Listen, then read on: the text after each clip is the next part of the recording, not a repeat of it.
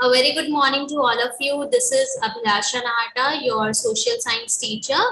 So, class, today we all are going to continue our chapter number 4 of your civics book, and the name of your chapter is Understanding Laws. Okay, so class, in our last class we discussed about how new laws come about. Okay, and within this we have gone through the example, or you can say gone through the topic of domestic violence कि किस किस तरीके की domestic violence होते हैं और society में कैसे डोमेस्टिक वायलेंस एक्ट की नीड रिक्वायरमेंट जो है हमें महसूस होने लगी और फिर डोमेस्टिक वायलेंस एक्ट आया. So there is a story behind this domestic violence act, how this domestic violence act came into force. Okay, so just look at this pictographs mentioned in your book. Okay, open your book. May be आपको ये screen clear नहीं show हो रही होगी, तो you may open your book. Okay, open page number 46.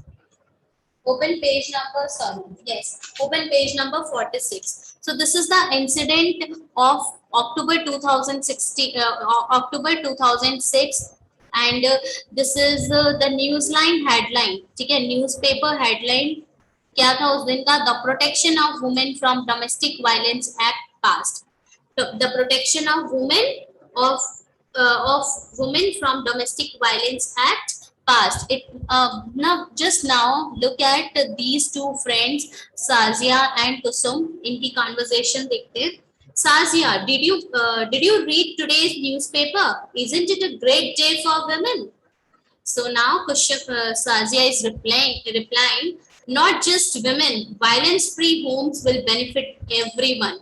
Kusum, it's taken such a long time to get this law passed. In fact, it began with establishing the need for a new law. Now Sazia and Kusum both are talking here, and they are like talking about like कितना time हो चुका है, कि कितनी great news है after such a struggle, after such a long time, finally जो domestic violence act है, protection of women from domestic violence act जो है वो पास हो चुका है. एंड साजिया इज सेइंग कि even this violence free homes will benefit everyone. ऐसा नहीं है कि ओनली वुमेन को ही प्रोटेक्ट करेगी, सबको प्रोटेक्ट करके रखेगी. So Kusum and Sazia work for a women's organization. They remember the journey of how the protection of women from domestic violence act got passed. So they both are working. They both are working for the women's organization. एक organization है, women organization, उनके लिए वो work करती हैं और they know like they were the part of this journey of bringing this act, the protection of women from domestic violence act. So now they are sharing. ठीक है, एक remember कर रहे हैं कि एक कि कैसे ये incident start हुआ. So April 1991, a typical day at their office. ठीक है, women organization है, उनके office में एक उनका normal day था. April 1991 की बात है. I need advice. My husband beats me up. I haven't told anyone so far. I feel so ashamed. I can't go on like this anymore. But I have nowhere to go. Now, this person, I think this is Sazia. ठीक है, she is saying कि मुझे एक advice की जरूरत है. ठीक है, मेरा हस्बैंड जो है मुझे मारता है. मैंने अभी तक ये बात किसी को नहीं बोली है, मुझे बहुत शर्म आती है ये बात बताने में, बट मैं ऐसे लाइफ नहीं जी सकती और मैं कहीं पे भी जा नहीं सकती. मेरे पास कोई रास्ता नहीं है, कोई पाथ नहीं है जिसे मैं चूज करूं और मैं कहीं जा सकूं. So now this old woman, what she is saying, I am being ill-treated by my son and daughter-in-law. They verbally abuse me and have no access to my bank accounts. I have no access to bank accounts. They may even throw me out. Now she is expressing, she is sharing her viewpoints, sharing her views कि जो भी वो face कर रही है experience. She is sharing her experience कि जो मेरे बेटा और मेरी बहू है वो क्या कर रहे हैं. they treated very badly with me. Okay, even they verbally abuse me, बहुत गंदे वर्ड्स यूज करते हैं वर्बली, मतलब बोल के गंदे गंदे वर्ड्स जब बोलते हैं किसी को, ठीक है, अब्यूजिव वर्ड्स बोलते हैं कि बहुत ज्यादा अब्यूज करते हैं। इवन मेरे जो बैंक अकाउंट्स है, ठीक है, वहां तक भी मेरे को एक्सेस नहीं है, तो हो सकता है कि वो मुझे घर से बाहर भी निकाल दें। So I do not want to go to the police, I just want to stop the violence. I just don't want to be thrown out of the house I am living in. Now both are saying कि मेरे को police के पास नहीं जाना, बस ये violence खत्म हो जाए, बंद हो जाए, बस मुझे इतना ही चाहिए। और ये बोल रही है मुझे घर से बाहर नहीं जाना, मैं जहाँ रहती हूँ मुझे वहीं रहना है। So this person, she is saying, unfortunately the existing law is a criminal one and does not offer these options. ठीक है, कि जो एग्जिस्टिंग लॉ है वो एक क्रिमिनल लॉ है, कि अगर कोई आप क्राइम करते हो, मर्डर करते हो या थेफ्ट वगैरह करते हो, ठीक है, उसके लिए तो आपके लॉज हैं, बट वायलेंस के लिए, अब्यूज के लिए आपके पास कोई भी लॉ नहीं है, अभी तक कोई भी लॉ नहीं है।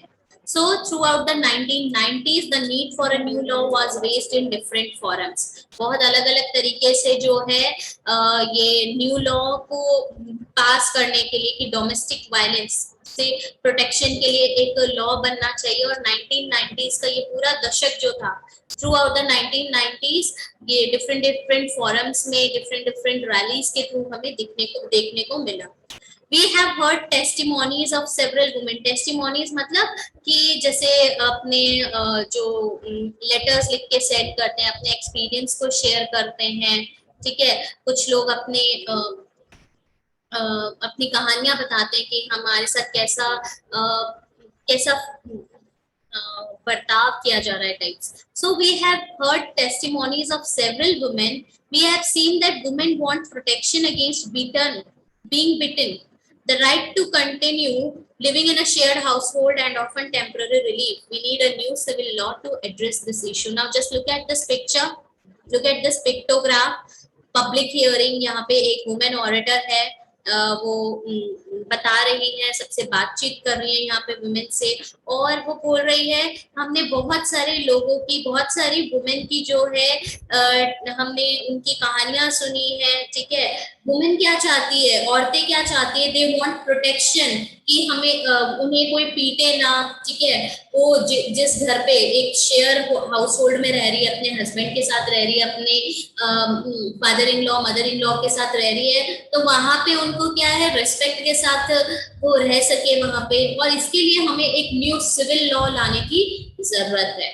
So in 1999, lawyers collective group of lawyers, law students and activists, after nationwide consultation, took the lead in drafting the domestic violence, or you can say prevention and protection bill. This draft bill was widely circulated. Finally 1999 में some lawyers, some group of lawyers collective, some law students, जो women activists थे या फिर कुछ organizations थे, what they did, they took the lead in drafting the domestic violence. एक draft बनाया उन्होंने, एक डॉक्यूमेंट बनाया कि अगर हमारा एक लॉ होगा तो वो लॉ कैसा होना चाहिए, उसके लिए कुछ चीजें उन्होंने लिखनी स्टार्ट कर दी थी, और उसको एक नेम दिया था domestic violence prevention and protection bill. So और इस बिल को क्या किया इन्होंने, सर्कुलेट करना स्टार्ट कर दिया था। Now just look at these people, ठीक है, ये लोग लॉयर्स, स्टूडेंट्स, एक्टिविस्ट वगैरह हैं, and now what they are suggesting कि क्या क्या होना चाहिए इस एक्ट में, इस लॉ में क्या क्या होना चाहिए। The definition of domestic violence should include physical, economic, sexual and verbal and emotional abuse. जो हमारी डेफिनेशन है डोमेस्टिक वायलेंस का, मतलब ये नहीं होना चाहिए कि बस वुमेन को अगर कोई पीट रहा है तो उससे बचाना, ठीक है, वही डोमेस्टिक वायलेंस नहीं होता है। इसमें फिजिकल वायलेंस हो गया, ठीक है, फिजिकल टॉर्चर हो गया, मारपीट करना, इकोनॉमिकली आप उसे पैसे नहीं दे रहे हो, उससे उसके पैसे जो है उसके बैंक अकाउंट से का एक्सेस नहीं दे रहे हो, ये भी क्या है उसके अंदर इंक्लूड होना चाहिए। सेक्सुअल वायलेंस भी इसके अंदर इंक्लूड होना चाहिए। वर्बल एंड इमोशनल अब्यूज भी जो है इसके अंदर इंक्लूड होना चाहिए। So the law should cover any woman living within a shared domestic space. They should be protected from being evicted from the shared household. अब ये जो है स्टूडेंट या फिर ये जो लॉयर है क्या सजेस्ट कर रहा है कि ऐसी चीजें भी कवर होनी चाहिए कि कोई भी अगर वुमेन एक शेयर डोमेस्टिक स्पेस में अपने हस्बैंड के साथ, अपने father in law, mother in law के साथ रहती है तो उनको वहां पे एक प्रोटेक्शन मिले, ठीक है, वो उनका भी अधिकार होना चाहिए उस घर में इक्वली डिग्निटी के साथ रहने, डिग्निटी के साथ रहना, ठीक है। So now she is saying what about some monetary relief. हम इसमें मॉनेटरी रिलीफ भी जो है इंक्लूड कर सकते हैं कि मॉनेटरी रिलीफ भी होना चाहिए। So now meetings were held with different organisations के साथ टाइम टू टाइम जो है मीटिंग्स होने लग गई। The women's movement want a new law on domestic violence. The government should introduce it in parliament soon. अब देखिए ये लोग क्या एक वुमेन ऑर्गेनाइजेशन के साथ क्या है मीटिंग्स ऑर्गेनाइज होने लग गई। Now what they are saying कि एक वुमेन्स मूवमेंट जो है द वुमेन्स मूवमेंट वांट ये जो वुमेन मूवमेंट है, ये वुमेन ऑर्गेनाइजेशन है, वो क्या चाहती है कि डोमेस्टिक वायलेंस के लिए एक नया लॉ होना चाहिए और गवर्नमेंट को पार्लियामेंट में जल्दी ही एक ऐसा एक्ट जो है, ये जो बिल है वो इंट्रोड्यूस करना चाहिए। Finally the bill was introduced in parliament in 2002। Finally जो है 2002 में इस बिल को इंट्रोड्यूस किया गया। But this bill has none of what we have been suggesting, ठीक है, जो भी हमने सजेस्ट किया उसमें से कुछ भी जो है उन्होंने इंक्लूड नहीं किया है कि मॉनेटरी रिलीफ होना चाहिए, इमोशनल अब्यूज, सेक्सुअल अब्यूज, ये सारी चीजें मेंशन होनी चाहिए, ये सारी चीजें उन्होंने मेंशन ही नहीं की है। We must oppose the bill in its present form. हमें अपोज करना चाहिए इस बिल को लेके। Let's have a press conference. We could also start an online petition. चलो एक प्रेस कॉन्फ्रेंस कर लेते हैं और या फिर हम ऑनलाइन पिटीशन भी स्टार्ट कर सकते हैं। So several women's organization, National Commission for Women made submission to the Parliamentary Standing Committee. जो स्टैंडिंग कमिटी बनी थी उनको कुछ सजेशंस दिए गए, ठीक है। और उसमें क्या बोला, esteemed members of the parliamentary standing committee, the present bill must be changed. We do not agree with the definition of domestic violence being proposed. आप ये बोल रहे हैं कि जो प्रेजेंट किया है आपने, जो डोमेस्टिक वायलेंस की डेफिनेशन दी है, हम उससे एग्री नहीं करते हैं, आपको चेंज करना चाहिए। The law needs to provide for temporary custody of children. अब कुछ लोग बोल रहे हैं ये जो लॉ है इसको टेम्पररी जो कस्टडी है, चिल्ड्रन की टेम्पररी कस्टडी भी जो है इसके अंदर प्रोवाइड करनी चाहिए। So finally what happened in December 2002, the standing committee submitted its recommendation to the Rajya Sabha and these were also tabled in Lok Sabha 2002। December 2002 में राज्य सभा में ये बिल क्या किया गया, इंट्रोड्यूस किया गया। In our last chapter we already discussed it कि कोई भी बिल जो एक्ट अगर कोई लॉ बनता है तो वो पहले क्या है, बिल होता है, वो राज्यसभा में इंट्रोड्यूस होता है, लोकसभा में इंट्रोड्यूस होता है, ठीक है, और फाइनली प्रेसिडेंट एक्शन के बाद वो क्या बनता है, वो लॉ बनता है। सो जो ये रिकमेंडेशन है राज्यसभा में दी गई, लोकसभा में दी गई। The committee report accepted most of the demands of women's group. जो भी वुमेन्स ग्रुप में सजेशंस दिए थे उसको एक्सेप्ट किया। And finally a new bill was reintroduced in parliament in 2005। 2005 में एक न्यू बिल जो है रीइंट्रोड्यूस किया गया। After being passed in both the houses of parliament, it was sent to the president for his assent. The Protection of Domestic Women from Domestic Violence Act came into effect in 2006. Finally 2005 में क्या हुआ, दोनों राज्यसभा लोकसभा में bill को क्या किया गया, पास किया गया। आफ्टर दैट प्रेसिडेंट का एसेंट हुआ और फाइनली जो डोमेस्टिक वायलेंस एक्ट है वो कब से इफेक्ट होना स्टार्ट हो चुका था, 2006 से स्टार्ट हो चुका था। So at a press conference in October 2006, what is this new law? This law is a first in recognizing a woman's right to a violence-free home and provides a comprehensive definition of domestic violence. ये जो new protection of women from domestic violence act जो है, इसके अंदर women's right to a violence free home, ठीक है, recognise करता है women has all the rights to live in a violence free home, and it also provides a very comprehensive, very elaborative definition of domestic violence, whatever the definition they suggest, which we already discussed, which we had already discussed in the previous page, वो सब उन्होंने इसमें include किया है. So this is a civil law aimed at providing relief to millions of women, including wives, mothers, daughters and sisters affected by violence in their home. जो भी अपने घर में जिनको भी वायलेंस, जो भी वायलेंस को वायलेंस से इफेक्ट हो रहा है, ठीक है, चाहे वो डॉटर्स हो, मदर्स हो, सिस्टर्स हो, वुमेन हो, वाइफ्स हो, सबको क्या कर रहा है ये लॉ, प्रोटेक्शन दे रहा है. Okay, so now let's move to next slide. This law is a very significant step because it recognizes the right of women to live in a shared household. Women can get a protection order against any further violence. Women can get monetary relief to meet their expenses including medical cost. Now ये जो law बना है ये बहुत ही important step है. Why? Because it recognizes that this is the right of the woman to live in a shared household.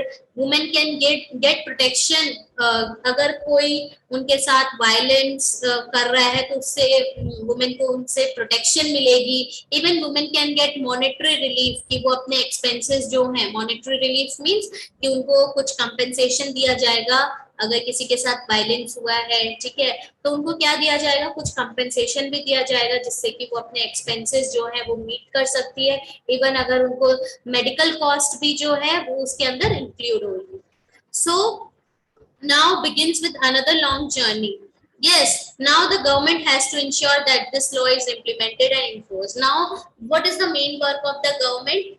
Now, the main work of the government is to ensure that ये जो law बनाया है, the protection of women from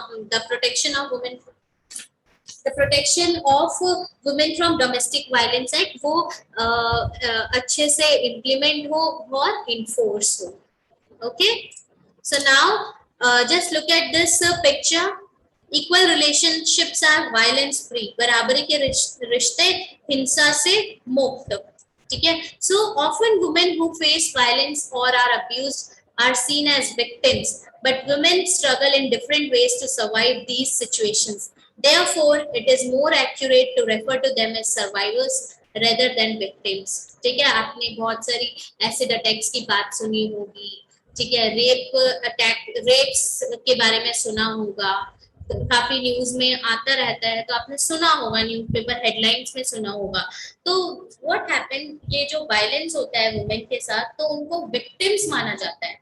but ये क्या है, ये victims नहीं है, वुमेन का स्ट्रगल है कि वो कैसे ऐसी डिफिकल्ट सिचुएशंस में भी सरवाइव करती है. तो there is a more accurate term for this. We should call them survivors rather than victims. हमें victims नहीं, survivors का नेम देना चाहिए उनको, ठीक है, क्योंकि इतनी एक्सट्रीम सिचुएशन में भी उन्होंने क्या है, एक्सट्रीम इतना स्ट्रगल करती है फिर भी वो सरवाइव करती है, लड़ती है. So that's why we should call them survivors, not victims. Okay, so now your next topic is unpopular and controversial laws. This is the last topic of this chapter. Unpopular and controversial laws. Unpopular, ठीक है, बहुत सारे ऐसे laws होते हैं जो बहुत ज्यादा popularity gain नहीं करते हैं, ठीक है. Controversial का meaning क्या होता है? Controversial means जो काफी डिबेटेबल इश्यूज होते हैं, डिबेटेबल जिसमें पब्लिक डिस्कशंस जो है काफी रहता है, पब्लिक डिस्कशंस का पब्लिक डिसएग्रीमेंट्स काफी रहते हैं, उनको हम कंट्रोवर्शियल बोलते हैं. So sometimes a law can be constitutionally valid and hence legal, but it can continue to be unpopular and unacceptable to people because they feel that the intention behind it is unfair and harmful. Now what happens, sometimes the government made a law, ठीक है, which is legal to, government एक ऐसा law बना देती है जो legal भी है, वैलिड भी है, कॉन्स्टिट्यूशनली वैलिड भी है, but people do not accept it. those laws are like very unpopular, ठीक है, बहुत unacceptable होते हैं. Why? Because people think or people feel that जो intentions है इन laws के पीछे वो काफी harmful है, ठीक है, काफी unfair है. That's why. So people might criticize. Now what is the meaning of criticize? Criticize means to oppose, ठीक है, to citizens finding fault with the functioning of government. According to this chapter, here criticize means when people find, citizens finding fault कि जो भी government का law है उसमें अगर कोई फॉल्ट निकालते हैं, ठीक है, कि गवर्नमेंट की जो फंक्शनिंग है बेटर नहीं है, फॉल्ट है उसमें, तो उसको हम क्या बोलते हैं? उसको हम बोलते हैं क्रिटिसाइज करना, ठीक है, according to this chapter. So people might criticize this law, hold public meetings, write about it in newspapers, report to TV news channels, etc. So what happens, sometimes people criticize these types of laws. People क्या करते हैं? criticize करते हैं, oppose करते हैं ऐसे laws को. इसके लिए वो public meetings भी hold करते हैं. Even they write about in newspapers. काफी newspaper articles में भी हमें देखने को मिलता है. Even report to TV news channels, ठीक है, मीडिया में, मीडिया के थ्रू क्या करते हैं? उसको रिपोर्ट करते हैं, उसको न्यूज चैनल्स के थ्रू मिलियंस ऑफ पीपल को दिखाया जाता है. So in a democracy like ours, citizens can express their unwillingness to accept repressive laws framed by the parliament. So we all are living in a democratic country, ठीक है, the name we live in India, and here citizens or people can express their unwillingness. If people are not ready with the if people are not feeling like we are not able to accept these laws, this law which is given to us by the constitution or given to us by our government, they can express it very clearly, ठीक है, वो express कर सकते हैं unwillingness जो है उनकी, वो express कर सकते हैं कि ये जो laws हैं, parliament ने जो laws बनाए हैं, हम उन्हें उसे accept नहीं कर सकते. So these are like some of the things through which they can express their unwillingness, like they can write about it in newspapers, public meetings hold karna, news channels mein spread karna, etc. So when a large number of people begin to feel that that a wrong law has been passed, then there is a pressure on the parliament to change this. So what is parliament? Parliament mein lok sabha, rajya sabha hota hai. Lok sabha is the house of the people. All the MPs were chosen by the people, right? So if so many people, if large number of people begin to feel that whatever laws government came up with, we are not agree with this, and उसको जो ये law pass किया है वो सही नहीं है, then what they do, एक parliament में एक pressure आ जाता है और उनको वो क्या करना पड़ता है? change करना पड़ता है उस bill को. So there is an example. Various municipal laws on the use of space within municipal limits often make hawking and street vending illegal. Now, बहुत बार क्या होता है, जो municipal laws है, ठीक है, वो क्या बोलते हैं कि जो आपके roads के side में जो ठेले लगाते हैं, ठीक है, आप street vending, street में बैठ के आप सामान बेच रहे हो, तो वो क्या है? illegal है. No one will dispute the necessity for some rules to keep the public space open so that people can walk on the pavements easily. पर उन्होंने municipal corporations ने, municipality ने ऐसा क्यों किया है जिससे कि जो लोग हैं, ठीक है, people can walk on the streets और pavements easily, उनको problem ना हो, उनको कोई भी problem arise ना हो, इसलिए उन्होंने क्या किया? ये law बनाया. However, one also cannot deny that hawkers and vendors provide essential services cheaply and efficiently to the millions living in a large city. So this is their means of livelihood. But like जो hawkers हैं, जो ठेले वाले, hawkers कौन होते हैं? ठेले वाले लोग. Hawkers हैं, vendors हैं, they are providing us essential services very cheaply. कि बहुत cheaply हमें क्या करते हैं? जैसे सब्जी है तो हमें सब्जी जो है बहुत cheaply हमें सब्जियां available करवाते हैं, ठीक है, और भी दूसरे प्रोडक्ट्स जो हैं हमें कम प्राइस में और इजीली हमें क्या करते हैं? प्रोवाइड करते हैं. इवन ये जो हॉकर्स है, वेंडर्स है, ये जो बहुत सारे लोग, millions of people are like hawkers and vendors, and they are like they are living in a large city, and ये इनका means of livelihood है, इनका जो जीवन है इसी से चलता है. So if the law favors one group and disregards the other, it will controversial and lead to conflict. अब क्या कर रहा है? Now there is a one group of people who is वो क्या बोल रहे हैं कि स्ट्रीट्स में क्या नहीं होना चाहिए, स्ट्रीट्स में हॉकर्स वेंडर्स जो है अपने ठेले नहीं लगा सकते. And now there is a one group who is saying it is not जो hawkers and vendors जो हैं, they are providing essential services at cheap rates, and it is a means of their livelihood. तो now ये दोनों क्या हो चुके हैं, कंट्रोवर्शियल हो चुके हैं ना. अब इनका कहना भी ठीक है कि लोगों को जो है रोड्स में चलने में, पेमेंट्स में चलेंगे, ठीक है, फुटपाथ में चलेंगे, तो लोग इजीली क्या कर सकते हैं, चल सकते हैं, ठीक है, पब्लिकली रोड्स और में नहीं चलेंगे. अब ये भी क्या बोल रहे हैं, मिलियंस ऑफ पीपल को एम्प्लॉयमेंट मिल रही है. तो दोनों ही बात हमें यहाँ पे सही लगती है. तो ऐसे लॉज क्या होते हैं, कॉन्ट्रोवर्शियल्स होते हैं, एंड समटाइम्स ऐसे लॉज की वजह से कॉन्फ्लिक्ट्स भी अराइज हो जाते हैं. So people who think that the law is not fair can approach the court to decide on the issue. The court has the power to modify or cancel laws if it finds that they don't adhere to the constitution. Now finally whoever the people who think that कि जो भी law बना है it is not fair, so they have this right. They can approach to the court, and court will decide on the issue. If court has this power to decide on the issue कि वो इस law को modify करे या cancel करे, and even if they find that कि ये law जो है सही नहीं है, तो even they can like say to the if it finds that they don't adhere to the constitution, even ये भी देखते हैं कि कॉन्स्टिट्यूशन के खिलाफ तो नहीं है, मॉडिफिकेशन की जरूरत है, मॉडिफाई करने के लिए कोर्ट क्या करती है, ऑर्डर करती है पार्लियामेंट को, इवन कैंसिल करने के लिए भी ऑर्डर दे सकती है. इवन समटाइम्स क्या होता है, अगर ऐसा लगता है कि नहीं जो गवर्नमेंट है, जो पार्लियामेंट है वो सही है, पीपल आर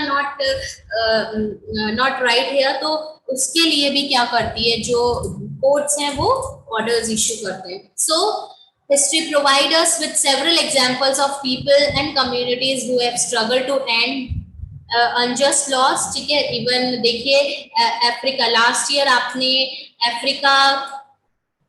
अफ्रीकन अमेरिकन रोजा पार्क की आपने एक स्टोरी सुनी थी, ठीक है, हमने सिविक्स में पढ़ा था. So now what Rosa Parks refused to give up her seat on a bus to a white man 1955 में उन्होंने refuse कर दिया था. And after that she was protesting the laws on segregation that divided up all the public spaces including the streets between the whites and the African Americans. So after that she went on a protest, and उन्होंने कहा कि ये जो segregation है, discrimination है African American और white man और women के साथ, उसे क्या करना चाहिए, वो ये जो लॉ है काफी अनजस्ट है, इसे इंक्लूड नहीं करना चाहिए. Her refusal was a key event that marked the state of the civil rights movement. इनका एक ये जो रिफ्यूजल था कि मैं व्हाइट मैन को सीट नहीं प्रोवाइड करूंगी, ये एक ऐसा इवेंट बना जिससे कि क्या हुआ, फाइनली सिविल राइट्स मूवमेंट जो है स्टार्ट हो चुका था. And after the struggle civil rights act 1964 में पास हुआ, जो उसके अकॉर्डिंग क्या था, according to civil rights act in 1964 it prohibited discrimination on the basis of race, religion or national origin in the USA. According to this act prohibited means to ban. This act banned the discrimination, ठीक है, discrimination on the basis of race, religion, national origin. अगर इस basis पे आपका discrimination होता है तो ban कर दिया जाएगा.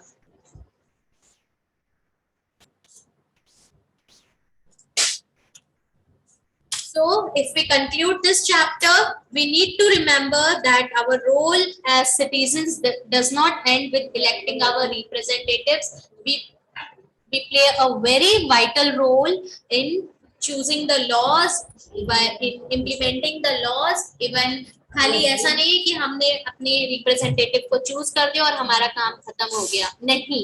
We should bear in mind is that it is the extent, involvement and enthusiasm मतलब excitement of the people that helps parliament perform its representative functions properly. So it is the people who it is the people who help parliament to perform its functions properly. It is the people who help parliament to deal with the problems. It is the people who helps parliament to make a good law.